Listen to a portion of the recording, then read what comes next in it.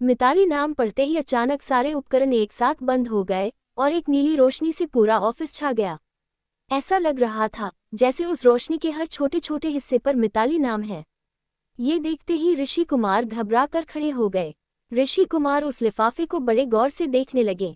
उस लिफाफे में कुछ भी तो खास नहीं था और न ही उस विजिटिंग कार्ड में, जिसमें सिर्फ और सिर्फ मिताली नाम के साथ किसी वास्तुशास्त्र में उपयोग किए जाने वाले दो अजीब से यंत्र बने हुए थे। भला ऐसा विजिटिंग कार्ड कौन बनाता है? सोच तो था लेकिन भूल हो गई।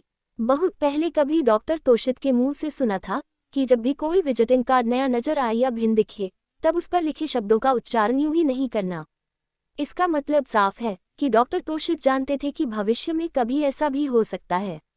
यदि हाँ, तब फिर उन्होंने स्पष्ट तौर पर निर्देश जारी क्यों नहीं किए? अभी क्या करें, ये सोचकर डॉक्टर ऋषि विजिटिंग कार्ड को ध्यान से देख ही रहे थे कि तभी उस नीली आभा में वह विजिटिंग कार्ड चमककर अचानक परिवर्तित सा लगने लगा। ऋषि कुमार ने जैसे ही उस कार्ड को पलटा तो आश्चर्य से चारों ओर देखने लगा, क्योंकि वह विजिटिंग कार्ड जिस पर एक तरफ मिताली तो दूसरी ओर तोशित लिखा हुआ था। डॉक्टर तोशित। फिर अचानक डॉक्टर तोशित ये नाम लेते ही सब कुछ पुनः सामान्य हो गया। तब तो ऋषि कुमार गंभीर सोच में पड़ गए और कार्ड को बारीकी से पलटने के लिए उन्होंने उसे स्कैनर में डाला, लेकिन तभी अचानक कार्ड स्कैनर में आते ही स्कैनर अप्रत्याशित तौर के साथ खत्म हो गया और अचानक रेड सिग्नल देने लगा। तब मजबूरन ऋषि कुमार को स्कैनर बंद करके कार्ड को पुनः लिफाफे में रखना पड़ा और उन्होंने एक विशेष सिग्नल देकर डॉक्टर तोशित को बताना चाहा कि क्या हो रहा है। लेकिन ये क्या, उस रूम से कोई सिग्नल भी बाहर नहीं जा रहा था। तभी अचानक उन्हें याद आया टेबल का वो ड्रॉर जिसे डॉक्टर तोशित ने कभी उन्हें विशेष निर्देश पर ही उपयोग करने के लिए कहा था। उसे घबरा कर खोला और उसमें उसके हाथ को डाल दिया और इसी के साथ सब कुछ सामान्य हो गया।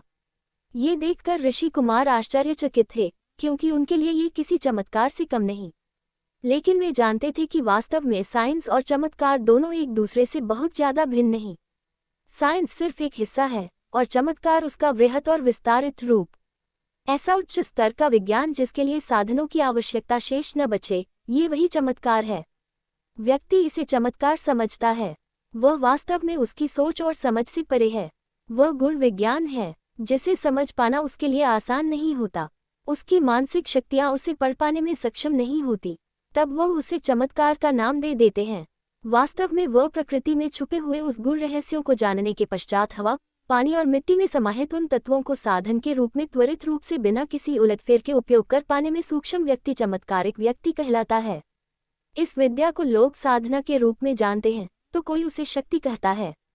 वास्तव में यह एक ऐसी विशेष क्रिया है जिसे महर्षियों ने बहुत ज्यादा विस्तार से न बताकर उसे मंत्रों का और विशेष मुद्राओं का रूप देकर समझाया, जिसका उपयोग कर इन चमत्कारों को एक मुहूर्त रूप प्रदान किया जाना है। डॉक्टर ऋषि समझ नहीं पा रहे थे कि बाहर इंतजार कर रहे मेहमान का स्वागत करे या डॉक्टर तोशित को खबर करे। तभी उन्होंने पता नहीं क्या सोचा और अचानक बेल बजाकर उस मेहमान को भीतर आने का परमिट भी वो ग्रीन सिग्नल के साथ दे दिया। ऋषि कुमार के कमरों में 4 अलग अलग सिग्नल काम करते हैं। पहला रेड सिग्नल, जिसका मतलब किसी को भी आने की अनुमति नहीं। दूसरा येलो सिग्नल, पहुंचने के बाद ही रूम में प्रवेश करें। तीसरा ब्लू सिग्नल, साथ में अंतुकों के साथ विशेष सिक्योरिटी गार्ड या संबंधित व्यक्ति अंदर आए। चौथा ग्रीन सिग्नल, जिसमें सिर्फ और सिर्फ कार्ड होल्डर को ही भीतर आने की अनुमति दे। ग्रीन सिग्नल पाते ही सिक्योरिटी गार्ड में उस महिला को बड़ी गौर से देखा और हाथ जोड़कर भीतर जाने का निवेदन किया। उसके भीतर जाते ही ऋषि कुमार ने उन्हें सम्मानपूर्वक बैठने का इशारा किया और ड्रॉ में से पुनः उस लिफाफे के साथ एक दूसरा लिफाफा उनके हाथ में दे दिया। बिना कुछ बोले उनकी और देखने लगा। वह महिला मुस्कुराते हुए ऋषि कुमार की ओर देख कहने लगी, ऋषि, मुझे मालूम था कि इतनी समझदारी तो होंगी ही तुम में। चलो, जानकर अच्छा लगा। मेरे तोशित के निर्णय आज भी गलत नहीं है। वैसे वो कभी गलत नहीं थे, ना ही उनके निर्णय और ना ही उनकी सोच। बस अंतर सिर्फ इतना रहा कि उन्होंने हमेशा से अपने बारे में न सोच सारे विश्व को अपना परिवार समझ उसी के बारे में सोचता रहे। क्या कभी इस नाम का जिक्र नहीं हुआ तुम्हारे सामने ऋषि? या कभी तुमने ये नाम सुना ही नहीं? सच बताना, क्या कभी जाने अनजाने में ही मेरा नाम तोशित ने कभी नहीं? नहीं, बिल्कुल नहीं। आज पहली बार इसलिए मैं, या यूं कहूं, इस ऑफिस में इस नाम को पढ़ा गया, जिसका परिणाम मैं देख चुका हूं। मैं बहुत कुछ तो नहीं जानता, लेकिन थोड़ा थोड़ा तो समझ में आ रहा है। शायद मैं बहुत छोटा रहा होगा जब से मैं उन्हें ताऊ कहकर पुकारता हूँ, और धीरे धीरे मेरे लिए भगवान से कहीं ज्यादा बढ़कर हो गए। मैंने कभी भी आज तक उनके चेहरे पर एक सिलवट भी नहीं देखी। हाँ, उनकी आंखें जरूर कभी कभार भीड़ में किसी अनजान शख्स को जरूर तलाशती रहती थी। शायद उन्हें किसी के पुकार लेने की उम्मीद थी, जिसे देखने के लिए पूरा विश्व जी जान लगा चुके हैं। वह खुद किसकी तलाश में थे? आज समझ आया कि आखिर वह कौन सा शख्स है जिसका इंतजार उस व्यक्ति को भी बेहाल कर सकता है, जिसको समझ पाना भी किसी के लिए संभव नहीं। वाकई ना तो वो गलत है और न ही मैं गलत सोच रहा हूँ। आखिर क्यों? खैर बैठिए, मैं सर को खबर करता हूँ, कहते हुए ऋषि कुमार ने रिसीवर उठाया ही था कि मिताली मुस्कुराने लगी और कहने लगी, खबर करने की जरूरत नहीं है। अब तक उन्हें पता लग गया होगा। शायद रिसीवर अपने से पहले तुम्हें उनकी आवाज सुनाई दे। रख दो। हाँ ऋषि, डॉक्टर तोशित की शुरुआत और अंत इसी नाम से होता है। ये सिर्फ आज तुम्हें पता चला है कि इस नाम को लेने से यहाँ के सारे उपकरण खुद ही काम करना बंद कर देंगे। वो फिर से अपने आप को रीबूट करेंगे। पता है क्यों? क्योंकि यह मेरी जिंदगी का पासवर्ड है। डॉक्टर तोशित मिताली के साथ न होकर भी कभी अलग ना हुआ। आज मैं जो कुछ भी हूँ शायद इसी का नतीजा है। हम दोनों ही अपनी अपनी साधना में लगे। इन्होंने आध्यात्म को चुना और मैंने कर्तव्य मार्ग को। दोनों ही अपने अपने थ्योरी पर चले। हमारी मुलाकात भले ही चंद दिनों की रही हो, लेकिन संपूर्ण जीवन के लिए पर्याप्त थी। इनका जो टैरो कार्ड तुमने देखा वो मेरे और इनकी कुंडली का एक संक्षिप्त था, जिसमें इन्होंने पहले मुझे और मैं खुद को बाद में रखा। मेरे टेबल से तुमने जो लिफाफा उठा कर दिया उसमें मैंने पहले इन्हें और बाद में खुद को रखा। अगर यही भावना व्यवहारिक जीवन में रहे तो कभी भी कोई भी समस्या शेष ही नहीं रही होंगी। तुम्हें आश्चर्य हो रहा होगा कि डॉक्टर तोशित का कोई अतीत भी हो सकता है, लेकिन ऋषि ये मेरा अतीत नहीं, मेरा भूत, भविष्य और वर्तमान भी है। ऋषि, आज तुम जिस डॉक्टर तोशित को देख रहे हो वो वास्तव में ऐसा था ही नहीं। बाबा के अनुसार मेरी प्रवृत्ति बचपन से ही बहुत चंचल थी, लेकिन चंचलता का परिमाप दूसरा था। मैं हमेशा से प्रकृति के साथ खेलता और लोगों की तरह मैं गेंद या गिल्ली डंडा खेलने से ज्यादा झरनों के पानी और प्रकृति के बदलते व्यवहार में नए परिवर्तन ढूंढने पर हमेशा कुछ न कुछ नया सोचता रहता। मैं बचपन से पानी और आग का खेल खेलते खेलते आगे बढ़ा हूँ।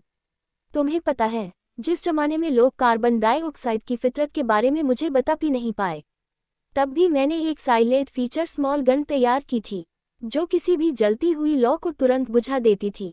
उसी गन के दूसरे सिरे पर एक वर्चुअल लाइटर जैसी व्यवस्था भी थी जो तुरंत उस आग को जला देने में सक्षम थी। मैं उसे इतनी चालाकी से अपने पास रखता था कि लोगों को पता ही नहीं लगता। मैंने इसे कभी भी लोगों के बीच यूं भी जाहिर भी नहीं किया। लेकिन हाँ, ऐसा नहीं कि मैं वहां रुका। मैंने गुरुकुल में जाकर और भी बहुत से अध्ययन किए। आध्यात्म, प्रकृति विज्ञान, रसायन शास्त्र और भौतिक विज्ञान के गुर रहस्यों को मैंने आचार्य जी से सीखा, उन शास्त्रों से जो आधुनिक पुस्तकों की सोच से भी पढ़े हैं। तब मैंने विभिन्न विभिन्न वनस्पतिक पौधों की लड़कियों पर प्रयोग शुरू किया, जिसके जलाने पर उसके धुएं से मनुष्य के मन, मस्तिष्क और उसके हृदय पर, भावना के ऊपर मैंने प्रयोग शुरू किया। उन्हें लगातार तराशता रहा। अलग अलग प्रकार की घास और छोटे छोटे जंगली पौधों पर भी मैंने प्रयोग किया। इसी दौरान आयुर्वेदिक औषधि और कीट पतंगों के व्यवहार को समझकर प्रकृति के परिवर्तन को जान लेना भी मैंने उसी समय सीखा था। वो शायद ही वह समय था जब मैं भी भटकाव के उस पड़ाव तक पहुंच गया जहां जाकर थोड़ा मनचला होना स्वाभाविक हो जाता है। मेरे आचार्य जी की बेटी अर्थात मिताली, जो उस समय यौवन की परम सीमा पर थी, उनकी खूबसूरती मेरे आकर्षण का केंद्र बनी। मैंने जानबूझकर अपने आचार्य जी से आध्यात्म की शिक्षा के नाम पर मिताली के साथ संपर्क बनाने के लिए उनके साथ आध्यात्म को जानना चाहा। इन सब बातों से अनजान मिताली अपने आप में खोई रहने वाली और विद्यार्थियों की तरह मुझे भी समान भाव से देखती थी। उसके लिए सिर्फ और सिर्फ मैं एक विद्यार्थी था और कुछ नहीं। जहां मैं एक और विज्ञान और प्रकृति के संबंध में आगे बढ़ रहा था, वही मिताली आध्यात्म की चरम सीमा की और लगभग पहुंचने में थी।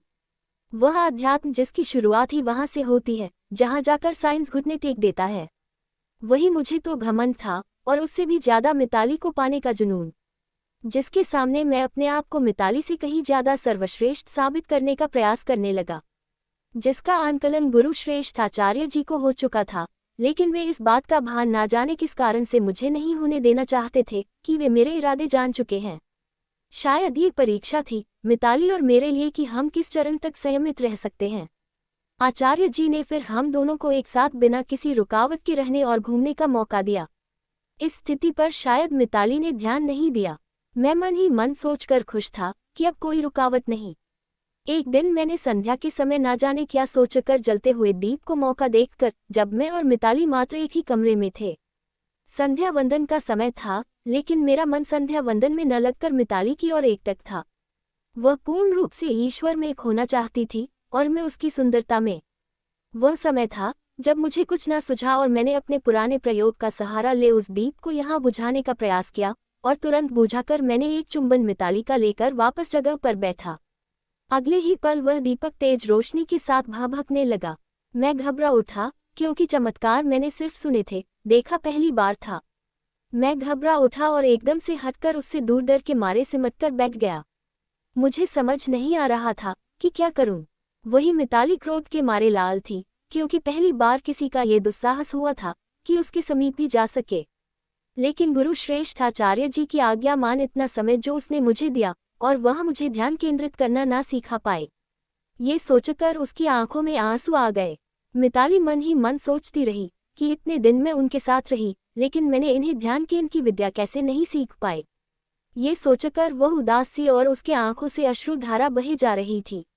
मिताली तोषित से कहने लगी कि शायद दोष मेरा ही है जो मैं तुम्हें इतने दिनों तक भी ध्यान केंद्रित करना न सिखा पाए। लेकिन तुम्हारे लिए ये जान लेना आवश्यक है कि प्रयोग सही दिशा में नहीं किया जाए तो वह सिर्फ तुम्हें एक जादूगर बनाकर छोड़ देगा। फिर घूमते रहना गलियों में बंजारा बनकर, लोगों को चमत्कार के नाम पर घिसी पिटी खेल दिखाते रहना। शायद तुम इसी लायक हो। मैं भी कहाँ तुम्हें उस चरम सीमा तक ले जाना चाहती थी जिस लायक तुम हो ही नहीं, और वो मुझे धिक्कारती हुई उस स्थान से चली गई। उसका प्रत्येक शब्द मुझे अंदर तक ढंग झंझोर रहा था। मेरी सारी जवानी और उसका नशा न जाने कहाँ कहाँ फूर हो गया, लेकिन उससे नजर मिलाने का साहस अब मुझमें शेष न बचा। बहुत प्रयास कर मैंने उसी स्थान पर किसी तरह बैठकर अपने आप को संयमित किया। पता नहीं कितने समय अपने आप में खोया रहा। एक एक बात मेरे मन में आती रही, और मैं उसी का स्मरण कर किसी गुरु नाम की तरह मिताली के विचारों में एक विशेष किरण को देखते हुए खो गया। अध्यात्म महज सिखाने से सीखी जाने वाली क्रिया नहीं है। जब तक साधक अपनी इच्छा से पवित्र मन को निर्मल भाव से ईश्वर की ओर समर्पित करने को तत्पर होता है, तब कहीं वह साधना के प्रथम चरण को स्पर्श कर पाता है, और आगे का सफर स्वयं ही आगे बढ़ते रहता है। उसके लिए किसी भी अतिरिक्त सहायता या अतिरिक्त समय की भी आवश्यकता नहीं होती। धीरे धीरे साधक ऐसी स्थिति में पहुंच जाता है कि वह किसी काम को भी महज एक का सामान्य कर्म की तरह अपनाकर उसमें भी प्रमुख सेवा भाव देने लगता है। मतलब साफ है कि साधना के लिए एक जगह पर बैठकर तप या जप करना अनिवार्य नहीं है। तपती धूप और बरसते पानी के बीच लगातार काम करने वाला एक छोटा सा श्रमिक भी एक सच्चा साधक हो सकता है। मैं जानता था कि तुम्हारे मन में मिताली को लेकर क्या भाव पनपे है। ये भी पूर्ण विश्वास था कि मिताली एक न एक दिन तुम्हें सही राह अवश्य दिखा देगी, और देखो वही हुआ। तुम भाग्यशाली हो कि तुम्हें ऐसा जीवनसाथी मिलने वाला है कि जो पहले तुम्हारा गुरु बन चुका है। कभी इस बात का अहंकार मत करना। सांसारिक नियमों का पालन करते हुए अपने अपने धैर्य को निभाकर तुम दोनों को भी प्रणय सूत्र में बांधना होगा। तुम दोनों कभी एक दूसरे के मार्ग में बाधक मत बना। ये स्वर थोड़े कठोर लेकिन स्पष्ट थे, उन आचार्य जी के द्वारा घोषणा के साथ, और फिर उन्होंने कुछ अतिरिक्त नियम और साधना के तरीके सीखकर अंततः मिताली और तोषित के विवाह की घोषणा कर दी। मिताली को भी स्पष्ट आदेश और समझाए के साथ अपने पिता आचार्य जी की स्वीकृति प्राप्त हुई। इस तरह तोषित बिना किसी अतिरिक्त भटकाव के मिताली के साथ प्रणय सूत्र में बंध गए। लगभग अपने जीवन के 5 से 6 वर्ष का जीवन वही आश्रम में कटा। इस दौरान उनके पुत्र पार्थ 5 साल का हो चुका था। तब मिताली ने उसी गुरुकुल में आगामी 20 वर्ष के लिए गुरुकुल को अपना पुत्र विद्या अध्ययन हेतु सौंप दिया, और स्वयं साधना हेतु डॉक्टर तोषित से वचन ले हिमालय चली गई। वही डॉक्टर तोषित वहां से निकलकर देश सेवा में लग गए। देखते ही देखते इन 25 वर्षों में डॉक्टर तोषित विज्ञान की दुनिया में उच्च शिखर पर पहुंच गए। लेकिन उनकी जिंदगी के हर प्रोजेक्ट का पासवर्ड हमेशा और हमेशा से मिताली ही बनी रही। इसके विषय में बहुत कम या यूं कहे कि बिल्कुल करीबी लोग ही जानते हैं उनका वास्तविक स्वरूप पर वैवाहिक स्थिति। ऋषि कुमार किसी अबोध बालक की तरह डॉक्टर तोषित के जीवन के उस पहलू को जानने का प्रयास कर रहा था जिसे इतने दिन साथ रहकर भी नहीं जान पाया, लेकिन उसके मन में इसी के साथ अनेकों प्रश्न उठ रहे थे जिनका समाधान हो पाना जरूरी था। उसके चेहरे की उलझन को देख मिताली ने डॉक्टर तोषित को इशारा कर शांत रहने का कहे ऋषि कुमार से कहने लगी, ऋषि तुम्हारे जेहन में अनेकों प्रश्न सिर्फ सांसारिक होते हैं, क्योंकि अध्यात्म और आध्यात्मिक जीवन दोनों ही सिर्फ तुमने किताबों में पढ़ा है। वास्तव में तुम्हारे कुछ प्रश्नों का सार मैं संक्षिप्त में बताती हूँ। तुम्हारे मन के प्रश्न ठहरे हुए पानी के बुलबुले के समान है। अपनी सोच को विस्तार दो। जब नदी का जल प्रवाह में बहता है तो ऊंची ऊंची लहरें सामान्य सी होती है। यह आध्यात्मिक जीवन है, लेकिन वही जब ठहरे हुए पानी में एक कंकड़ या पानी का बूंद भी पड़ता है, खासकर तब जब आसपास वीरानी हो, तो वह स्पष्ट अनुभव होता है। यही सांस्कृतिक जीवन है। कुछ ऐसा ही विचार तुम्हारे मन की स्थिति पूरी तरह से सांसारिक जीवन की तरह है, जो इस बात को स्वीकार करने के लिए तैयार ही नहीं कि डॉक्टर तोषित को तुम्हारे अलावा और कोई भी इतने करीब से जानता होगा। है ना ऋषि कुमार? खैर, इसमें दोष तुम्हारा ही नहीं। जब से तुमने होश संभाला तब से ना तो हमारा जिक्र हुआ और ना ही कभी मुलाकात। फिर सबने मिलकर तुम्हें डॉक्टर तोषित का सबसे बड़ा हमराज भी घोषित कर रखा था। ऐसे ही बने रहो। तुमने जिस श्रद्धा से मेरे तोषित की सेवा की है, उसके लिए तुम उस पद के लिए सच्चे हकदार भी हो। इधर आओ। इतना सुनते ही ऋषि कुमार किसी बच्चे की तरह मिताली के सामने सर झुकाकर खड़ा हो गया। मिताली ने अपने दोनों हाथ उसके सिर पर रख विशेष आशीर्वाद प्रदान किया, जिससे ऋषि कुमार को एक अभूतपूर्व अनुभव हुआ।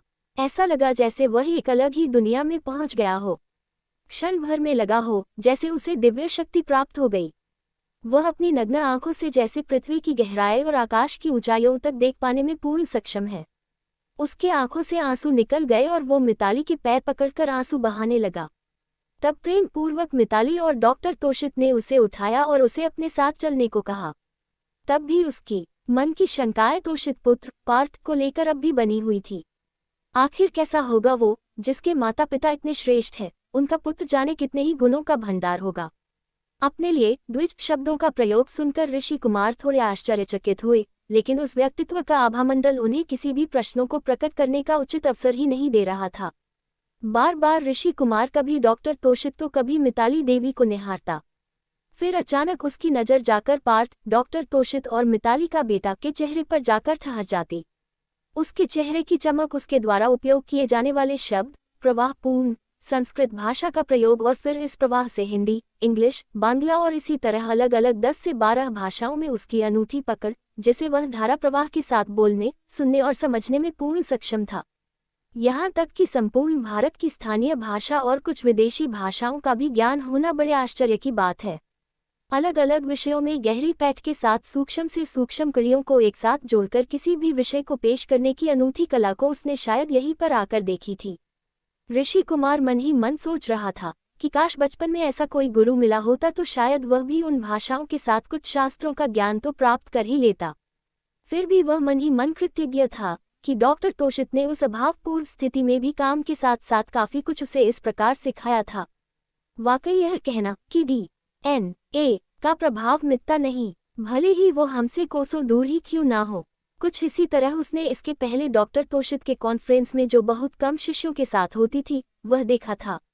अभी तो उसके सामने प्रत्यक्ष रूप से एक ऐसा व्यक्तित्व था जो डॉक्टर तोषित से भी कहीं ज्यादा की स्थिति में जान पड़ता। उसमें साफ साफ माता पिता दोनों का ही व्यक्तित्व नजर आता। कठोर शब्दों का भावात्मक रूप में सरल तरीके से उपयोग, जिसे सुनकर व्यक्ति अपने निज अस्तित्व को खुद परखने पर मजबूर हो जाए। बिना किसी प्रतिरोध के ऐसी कल निश्चित तौर पर किसी गुरुकुल में ही सिखाई जा सकती है, क्योंकि विद्यालयों में तो सिर्फ वैज्ञानिक रूप से पढ़ाया जा सकता है।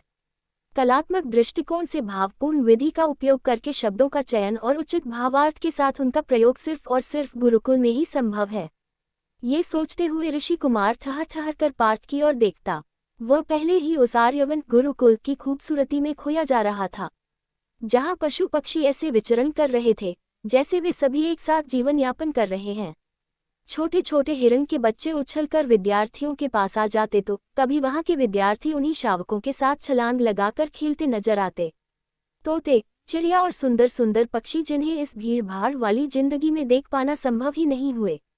ऋषि कुमार के नजदीक आकर वे कभी कंधे पर बैठते तो कभी मोड़ चलते हुए ऋषि कुमार के सामने आकर ऐसे खड़े हो जाते जैसे वे उनका परिचय मान रहे हैं। वे बहुत ही आनंदित थे। ऋषि कुमार का मन कर रहा था कि वह भी यहीं पर रहकर वो भी कुछ दिन उस मशीनी जिंदगी से हटकर जीवन जिए, लेकिन ये बात डॉक्टर तोशित के सामने रख पाना उसे आसान नहीं लग रहा था। यही सोचते हुए वह गुमसुम से एक तरफ बैठे थे, तभी उनके दिमाग में फिर भी पार्थ के द्वारा द्विज शब्द घुमाया। वो बड़ी उत्सुकता से एकांत में पार्थ के साथ विचार विमर्श करने का मन बनाने लगे कि तभी अचानक अपने सिर पर किसी ममताई हाथ को स्पर्श का अनुभव कर वह भाव विभोर हो उठे। उसे लगा जैसे एक ऊर्जा प्रवाह उसके भीतर समाहित हो रही है। वह आंखें बंद कर उसे अंतर्मन से अनुभव करना चाहता था और अपने आप में वह खोता चला गया। उसकी आंखों से आंसू लुढ़ककर पता ही नहीं कब उसके गालों से होकर धारा प्रवाह रूप में बहने लगे कि तभी ना ऋषि कुमार कहकर जैसे किसी ने उसे संभाल लिया है। सामने डॉक्टर तोशित और पार्थ दोनों को उपस्थित देख ऋषि कुमार ने अपने आप को संभाला और नजरें घुमाकर देखा तो मिताली देवी उसके सिर पर हाथ रखकर खड़ी थी। तभी पार्थ ने ऋषि कुमार का हाथ पकड़कर उन्हें गले से लगाया। ऐसा अनोखा स्पर्श जिसे भूल पाना शायद पूरी उम्र संभव न हो। पहले मिताली देवी और फिर पार्थ का स्पर्श दोनों ही लगभग अत्यंत शक्ति प्रवास स्वरूप था। ऋषि कुमार अपने आप को एक अलग ही रूप में अनुभव कर रहे थे। तभी पार्थ कहने लगे, ऋषि कुमार तुम बड़े भाग्यशाली हो कि तुम्हें मुझसे पहले माता पिता के दर्शन हुए, जिनको सच्चा स्वरूप देखने के लिए मैंने लगभग 20 वर्षों की तपस्या की है। जब 5 वर्ष की उम्र में मुझे गुरुकुल में छोड़कर मेरे माता पिता गए, तब से मैंने अपने आप को सिर्फ और सिर्फ उनकी ही प्रेरणा से प्रस्तुत करने के लिए तैयार किया है। लेकिन तुमने तो खुद ही पिताश्री के साथ रहकर उनकी सेवा का प्रतिफल प्राप्त किया। शायद इसी का प्रतिफल है कि मेरी जनक जननी माताश्री ने मुझसे पहले तुम्हें सुभाषित प्राप्त किया। मैं अवश्य ही तुम्हारे हर प्रश्नों के उत्तर दूंगा। आओ मिलकर कुछ बातें करें। ऋषि कुमार ने डॉक्टर तोशित की ओर देखा, जैसे उनसे अनुमति मांग रहे हैं। डॉक्टर तोशित के इशारे पर वह पार्थ के साथ चल दिए। ये ऋषि कुमार का हमेशा नियम रहा कि वह बाल्यकाल से बिना डॉक्टर तोशित के अनुमति के वे कभी भी किसी के भी साथ न विचार विमर्श करते और न ही कभी अपना पक्ष किसी के सामने रखते। यह शायद भक्ति का ही एक अनूठा स्वरूप था, जिसका प्रतिफल आज उस बालक को एक उच्च स्तर पर लाकर पहुंचा देने के रूप में प्राप्त हुआ। पार्थ के साथ ऋषि कुमार अब बिल्कुल सहज थे। वो बेफिक्र होकर उनके साथ चलने लगे। तब पार्थ ने कहना प्रारंभ किया, तो ऋषि कुमार जो सबसे पहला प्रश्न जो आपके मन में उठ रहा है कि मैंने द्विज क्यों कहा, तो मैं उसका उत्तर देता हूँ। द्विज का अर्थ होता है दो और जग जायते का अर्थ होता है जन्म होना, अर्थात जिसका 2 बार जन्म हो उसे द्विज कहते हैं। द्विज शब्द का प्रयोग हर उस मानव के लिए किया जाता है जो एक बार पशु के रूप में माता के गर्भ से जन्म लेते हैं और फिर बड़ा होने के बाद अच्छे संस्कार से मानव कल्याण हेतु कार्य करने का संकल्प लेता है। कहानी अभी जारी है। इसका अगला भाग जल्द ही अपलोड करेंगे। जब तक आप कहानी के साथ बने रहे, धन्यवाद।